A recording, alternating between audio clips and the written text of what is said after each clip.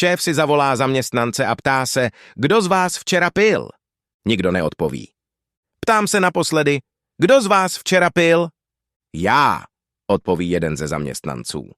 Tak běž domů a vyspi se a vy ostatní jděte do práce.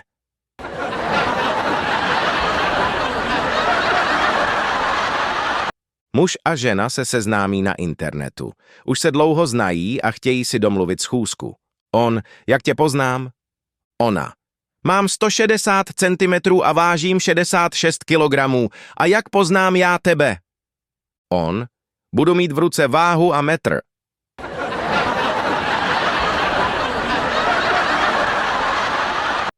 Archeolog vykopá kostru a po analýze nahlásí velitelství, že je stará 4000 let a zemřela na infarkt. Velitelství tomu nevěří, pošlou ji do Ameriky a po 2 letech přijde zpráva, že je to pravda. Šéfové jsou překvapeni, jak to archeolog dokázal zjistit během minuty pouhým pohledem.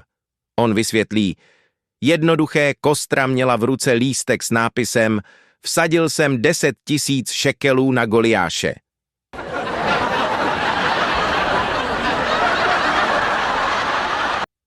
Starý muž sedí v letadle a pláče. Letuška se ho ptá, co se děje. Muž odpoví, já se bojím, nikdy jsem neletěl.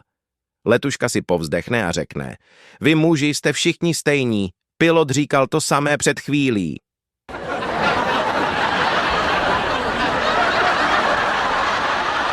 Vážení rodiče, váš syn zanedbává studium. Téměř každé odpoledne ho vidím běhat venku místo toho, aby se pilně učil, a pak ve škole tvrdí, že mu úkol sežral pes. Tyto výmysly už nehodlám tolerovat. Pokud bude pokračovat, kousnu ho. S pozdravem Alík.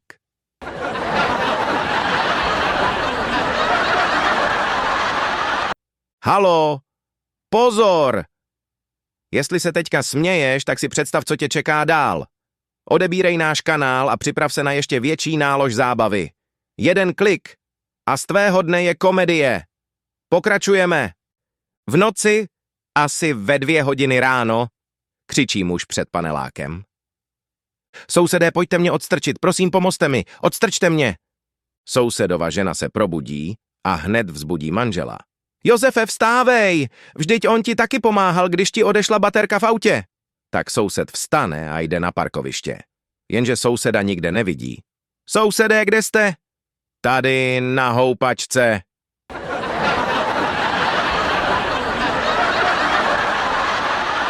Rus, Američan a Čech ztroskotají na pustém ostrově.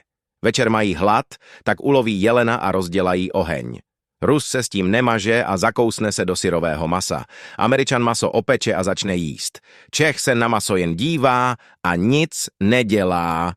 Tak se ho Rus s Američanem ptají, proč nejíš? Čech odpoví, a kde je knedlík?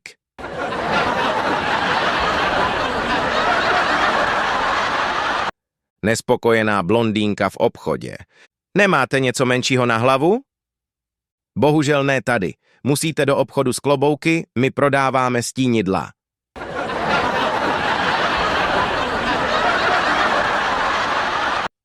Volání na horskou službu. Jsem vysoko v horách, nevím kde, zlomil jsem si nohu a nemůžu dál. Co mám dělat? Nemusíte dělat nic. Náš lékař vám napíše neschopenku.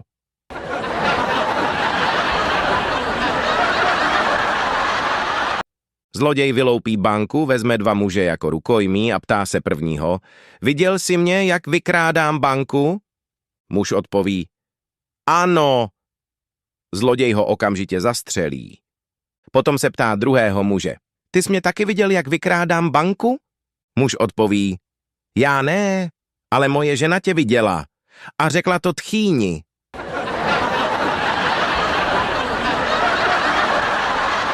Paní vaří oběd a najednou někdo zvoní. Paní jde otevřít a za dveřmi je pán v montérkách a říká, vy jste si objednávala umytí oken a tak jsem tady. Paní ho pustí dál, dovede ho do obýváku a jde do kuchyně pokračovat ve vaření. Za chvíli zase zvonek.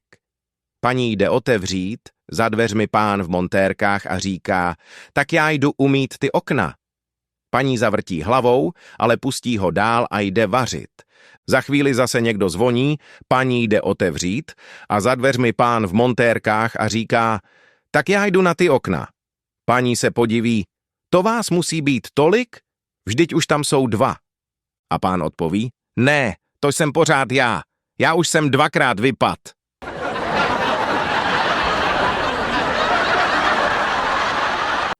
To je divné, říká jeden farmář druhému. Jak to, že ti ta kráva dává tolik mléka a přitom je tak hubená? Víš, já jí vždycky říkám. Tak co, dneska budeme dávat mléko nebo maso?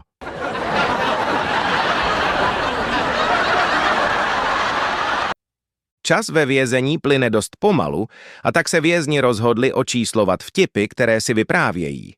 Po nějaké době s tím skončí. Za chvíli jeden z vězňů řekne číslo 42 a ostatní se zasmějí při vzpomínce na dobrý vtip. Jiný řekne 25 a většina vězňů se znovu trochu usměje.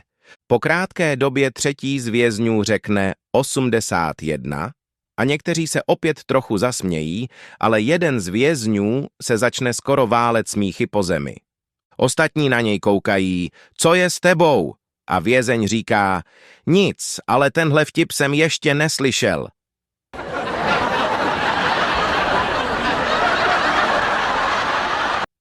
Víte, jak chytit krokodýla?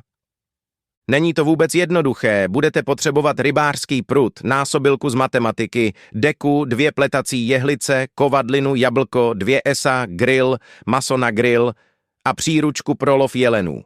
A jak na to? Nejdřív musíte jít k řece, kde očekáváte krokodýly.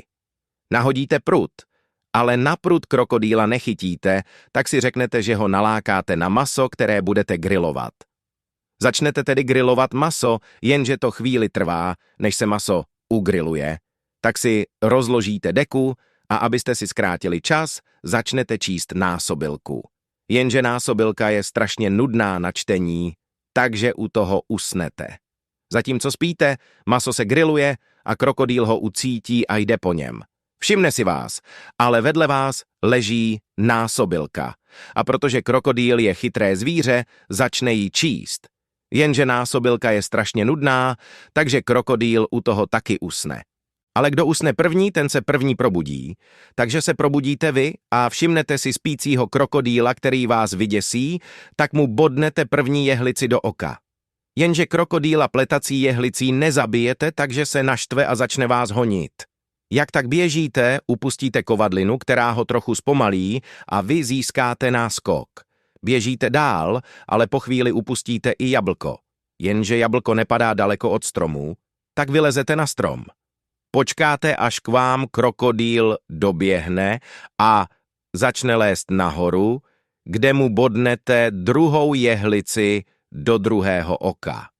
Krokodýl se lekne a zařve. Oko! Ale vy máte 2 esa, tak řeknete a dávám ránu. Krokodýl se zamyslí a pak jen řekne, já jsem jelen. A tak dál podle příručky pro lov jelenů.